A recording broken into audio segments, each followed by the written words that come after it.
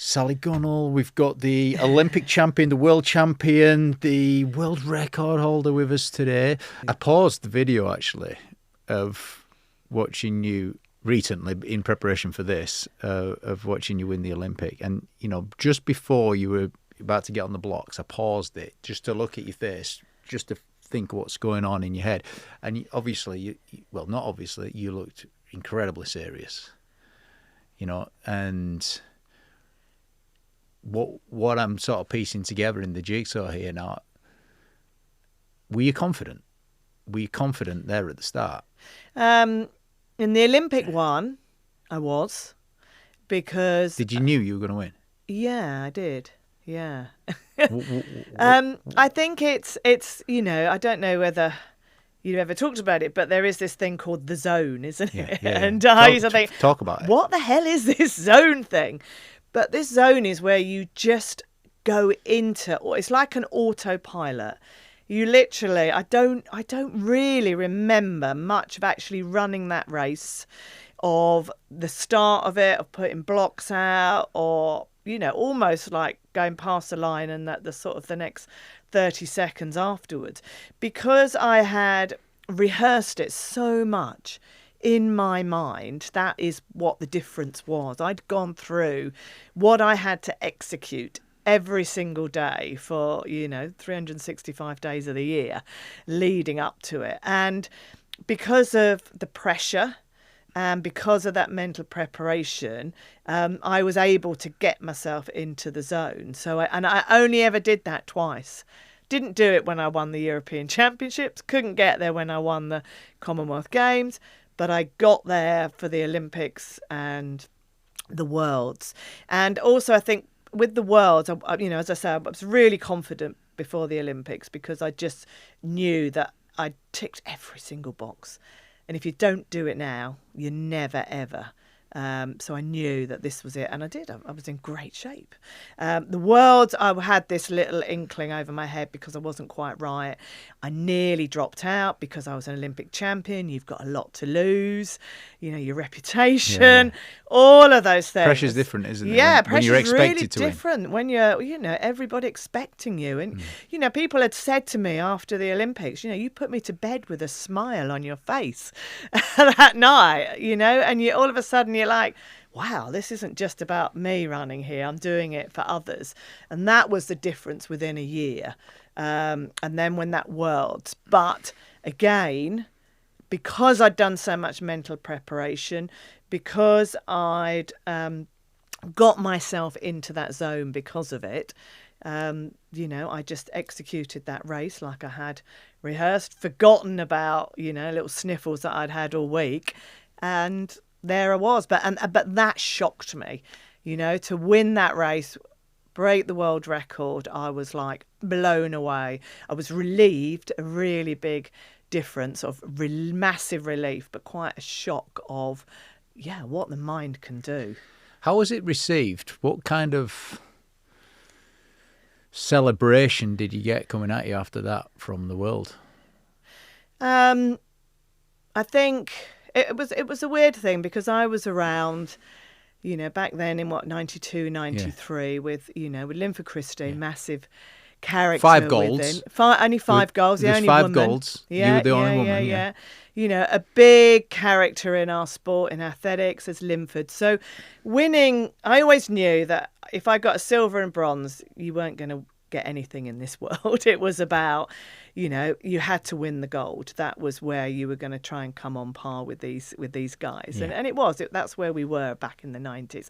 But then I still realised, you know, Linford won the gold. You're still not getting the coverage that you deserve. You know, you're Olympic champion. You're the only woman. But doing the Worlds the following year, it was almost like, okay, so she is quite good. It was that sort of thing. And that made the difference, I think. I just got into people's minds, got respect from people. And I guess, you know, breaking that world record as well, it was like, wow, she is the real deal. So that was probably more of a life-changing experience moving forward than the Olympics in some respects. What impact has it had on your life, being the Olympic champion, the world record holder? I mean, it's, I've just been very lucky. I've had amazing opportunities. Well, it's 3 decades ago now. Yeah, it's mad that I'm still, you can still walk down the road and people still recognise you and go, I know where I was on that day, which is quite crazy because, I always think I don't feel like I've changed one bit in myself. I'm still, quite a reserved, shy sort of character, really. Hasn't, and I think that's testimony to, an incredible people around me, of family and husband and kids and stuff like that have kept me, and friends that have kept me back down, because I don't feel any different. I am just still, Sally Gunnell, the farmer's daughter at the end of the day. But it's when things happen or somebody does say something. And it's quite interesting because I was listening to an interview with Roger Federer the other day, and he's just retired. And he actually said it's even now, I mean, he's so close to his retirement that it feels like another person. And that's exactly how I feel. I feel like that happened to somebody else over here, really, and probably not really me. Yeah, interesting to look back at it like that, isn't it? There's maybe this is 2001, 2002-ish. You wrote a book called Be Your Best. Yeah. And it's a really good title, isn't it? Be Your Best. Yeah. Now, irrespective of whatever's in the book, because I ordered it, but it didn't come in time for me to read it. I do want to sort of major on that subject for the listeners here, because that's relevant to everybody. So what are the keys to being your best? Yeah. I think being your best, I think what it allowed me to do is, you're going out into an Olympic final. You either start thinking about the magnitude of what this thing has got to do. And if you start doing that, and it's like, whatever we're doing, you're not going to perform.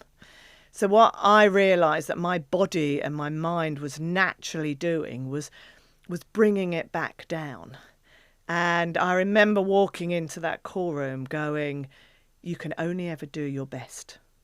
And if you've put the hard work in, and you've done everything that you're capable of doing, if your best is good enough, then you'll win on that day. And if it's not, you pick up the pieces, you'll still get married, your family will still love you. And that's what I had to do. I had to bring, and I think it's, things that I do in all sorts of life now. You have to sometimes, if you think of what you're trying to achieve or where you're going, it's too scary. It's too unachievable almost. So I just had to learn to just raise the bar down a bit on that pressure valve almost, and just bring it to here and go, as long as you can't do your best if you haven't put your work in. If you haven't prepared right, or you haven't got that vision, you can't do that. But you can do your best if you feel like you've done everything that you're capable of doing. And all that's left now is just the best that you are on that day. Welcome to the Bizx podcast, sharing with you all of the secrets and winning formulas in both business and life, with powerful lessons from guests like Frank Bruno, Nick Jenkins, Brad Sugars, Bianca Westwood, and many, many more. Yet, the sad reality is that over 80% of you aren't subscribed yet. And if that's you, hit the subscribe button now and help us grow this channel so that you can get 1% closer every single week to achieving your dreams in both business and life. Let's do this.